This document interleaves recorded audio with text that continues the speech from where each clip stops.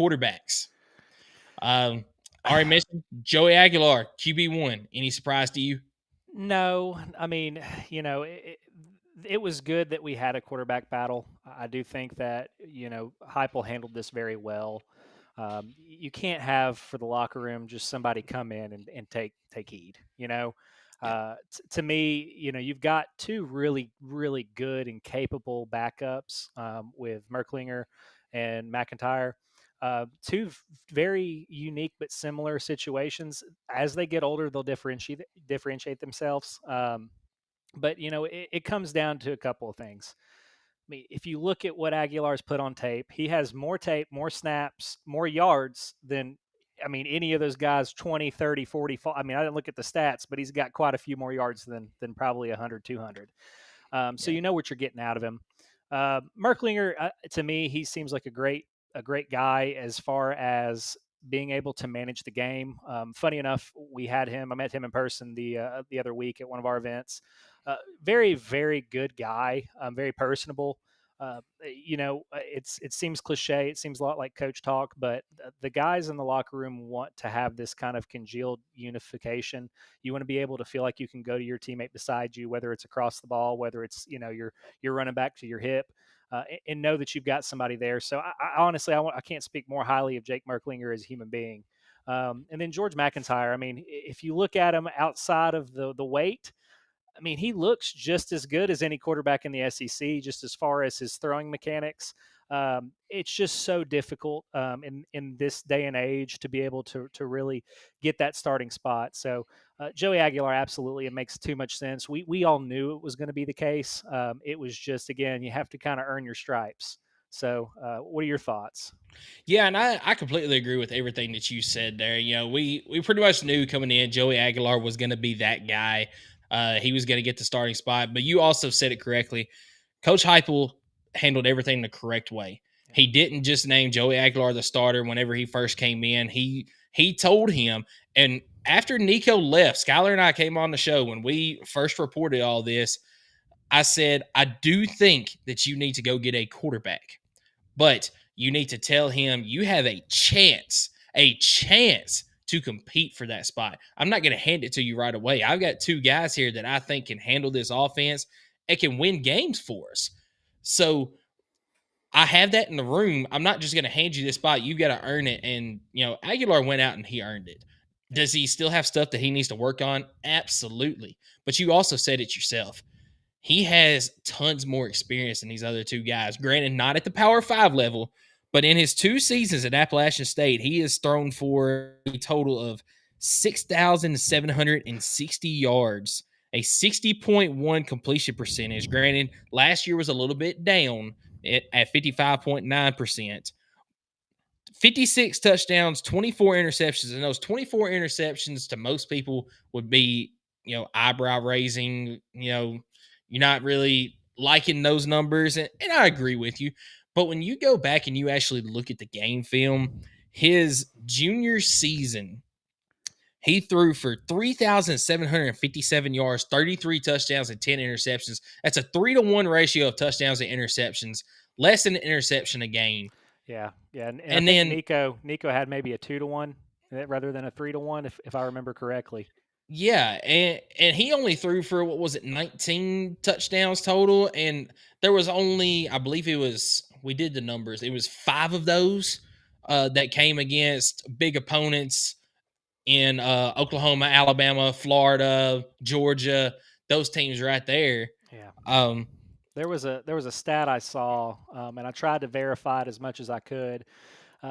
There, from what I understand, and trying to put it through ChatGPT just to refine it without really getting a spot check, it looks like out of all the 24 interceptions he's thrown in the last 2 years, only two of them were when they were tied or they were leading the game, which is a phenomenal indicator of the gamesmanship that he has. To me, that shows you a lot about a guy. It's very easy to get caught in what somebody does bad, but like you just said, I mean, the guy puts up numbers. Now he's not going to be the guy that's, granted, give it to Nico, he could run. But he's not going to be the guy that's going to just go off. He's not going to just run off in the first progression. So Right. it's exciting. I think he fits our offense in a lot of different ways that people may not realize. Being able to read and progress through your reads at a high level is very important.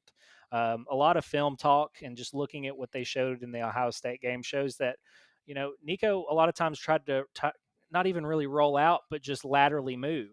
Uh, Yep. and even on top of that, was doing it in a point where it was giving up a lot of the play. This offense, you have to be able to basically make a decision off of a cut, see it, turn your head if it's not there, and then read again. You're making two reads, half half. I think Aguilar fits us a lot better. Is he as talented arm wise as Nico? Probably Absolutely not. not. No, but you don't need that. You need to find a guy who understands systematically what we're trying to accomplish. We're a run first team. I think anybody who's a Vol fan understands that by now, even though 2022 was misleading. Um, Yep.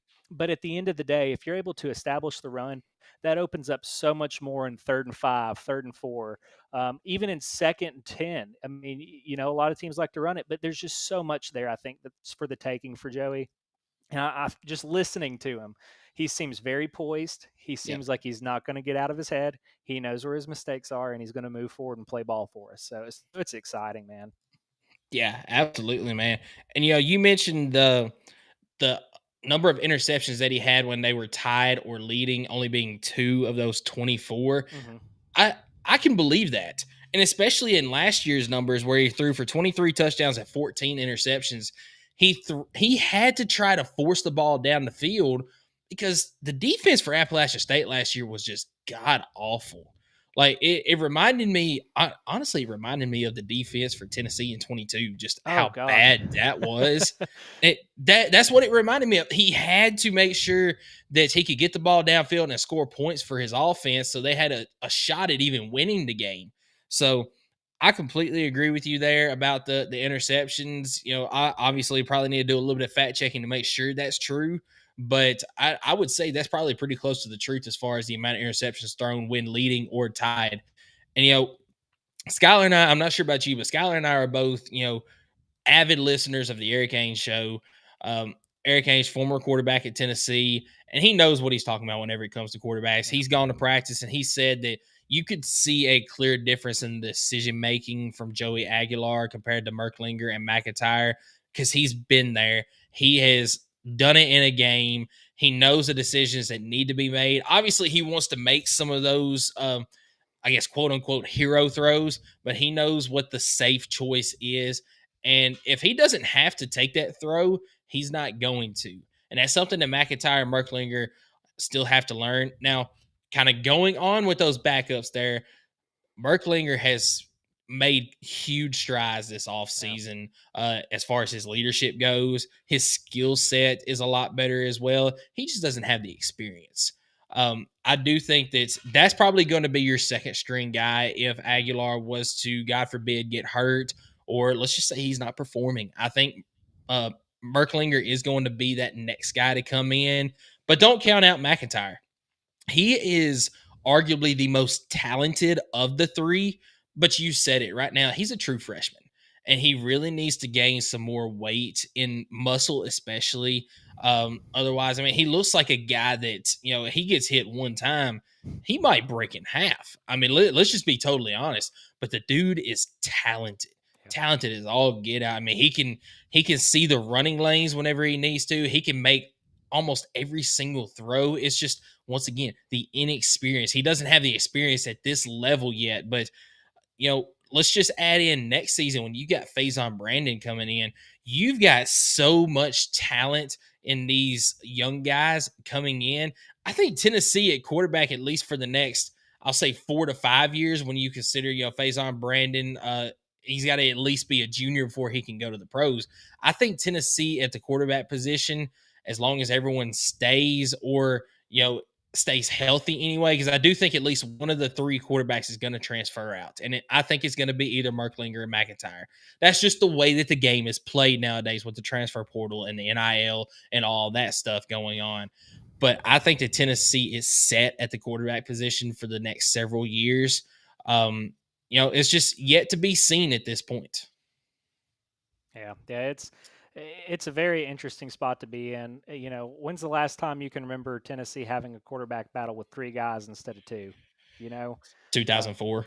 really, I'm glad you knew.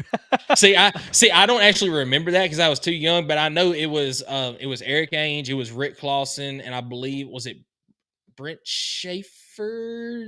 Is that right? Sounds right, but I mean, gosh, I Yeah, would have been 10. I know for sure. Yeah, I was younger than that.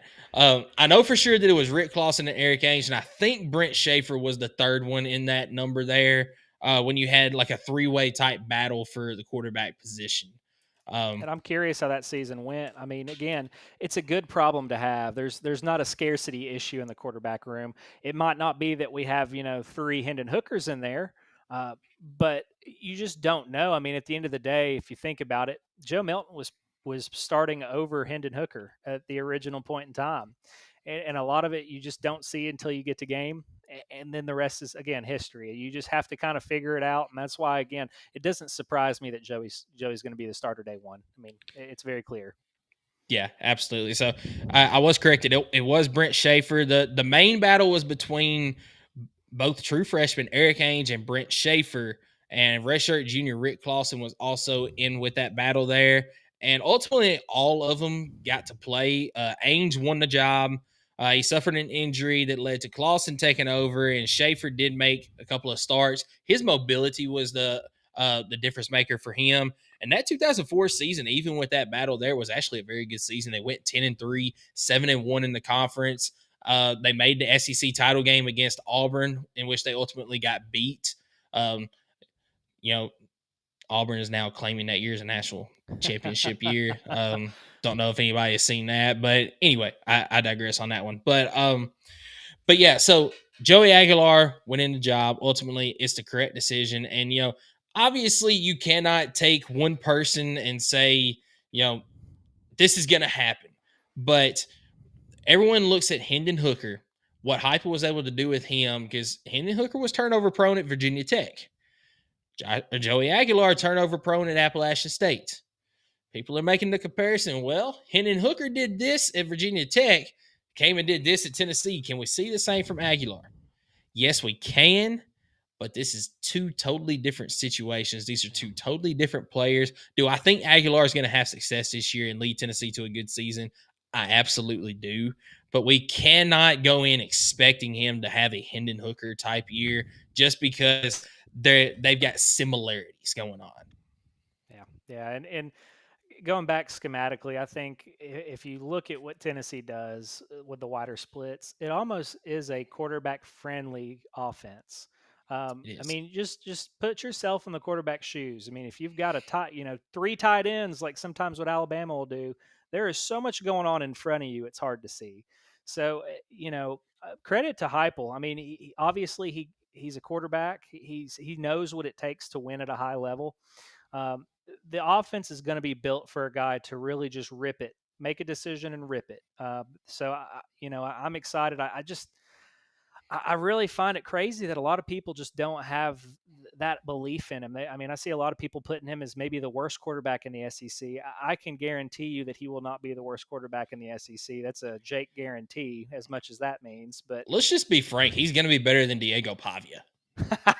Diego Pavia's whole play is roll out, throw it to his tight end, or keep it. I mean, Exactly. it is. Again, I was looking at it because this age of NIL, everybody's trying to build a gimmick offense. You've heard you want to be great at one thing before you're good at other things. That's kind of what you're seeing in some of these middle tier SEC teams. Thankfully, we're kind of good at everything. We are, Mm-hmm. and we're great at defense. So that takes a lot of pressure off of a quarterback, whether it feels like it correlates or not. Our run game's great. Well, your quarterback just has to be good. He just has to. Yes. That's all you need out of the guy. Just let him steer the boat, and we'll get where we need to be. And I know you've seen the videos as well. That was the thing. He was fair last year. I'm not going to say he was good. He was fair overall. All he had to do was hit a couple of shots. And that last year, even though I think the results would have ended up the same, a first round exit in the playoffs, just because Tennessee last year they weren't quite there overall. By the time you got to the playoffs, there was numerous injuries on that roster. Just you didn't have the guys to compete with a team like Ohio State. So I think if you do face off against Ohio State at that point, the results end up being the same overall. But I think that if Nico would have just hit a couple of shots, then I mean you've seen all the missed throws that he had last year. Some of it was the wide receivers not creating separation, but there was a lot of times his wide receivers had a step, and that's all you Yeah. need if you're a good enough quarterback is a step to put it in a place where your receiver can go get it. And he just overthrew it, or Oh, he threw it wide, or there was a yeah. couple times he threw it short. A And lot I, of I it. don't think we're going to see that as much this year, with whether it be Aguilar, Merklinger, or McIntyre. I think you're going to see guys actually hit their shots on this one Yeah. and not have as many overthrows and missed receivers. Oh, absolutely. I mean, a lot of what I saw at Nico, I spent probably 2 hours watching some film on him, and I don't claim to be a quarterback guru. I know defense. I definitely know defense. If you've watched the show, y'all know I've spent time in that locker room with Tennessee, and basically what I learned about Nico is he did not have the patience to sustain success. If there was a play right in front of him, he's probably hitting it, but on those second and third reads, it was abysmal because he felt too much pressure when there wasn't enough. He didn't rely on his feet enough. And to me, it just seemed like it was a fall apart as soon as the play felt busted in his eyes. You're not going to get that out of Joey. He's gonna throw a ball through a hit. He's got some gamesmanship, like we talked about.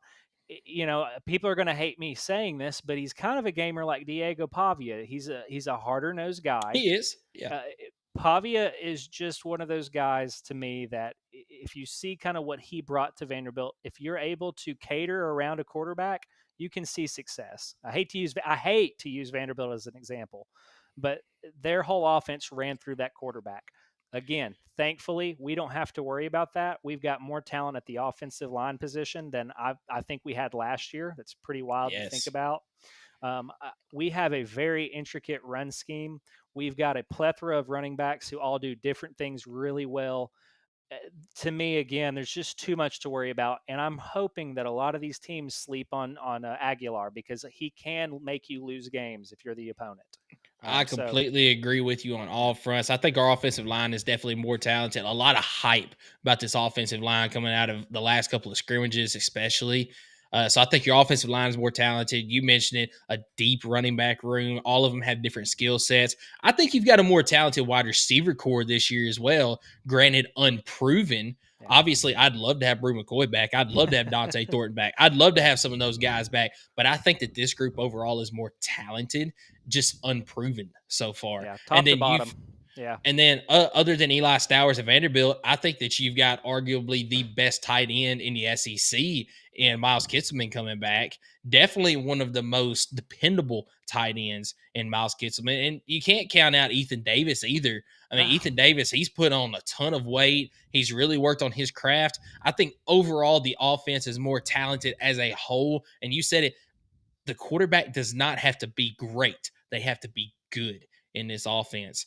And with that right there, I think Tennessee's going to have success this year that they didn't have on the offensive side of the ball last year. You're not going to just have to rely on the defense this season, although the defense is going to be absolutely elite once again this year. So high on this defense. yeah.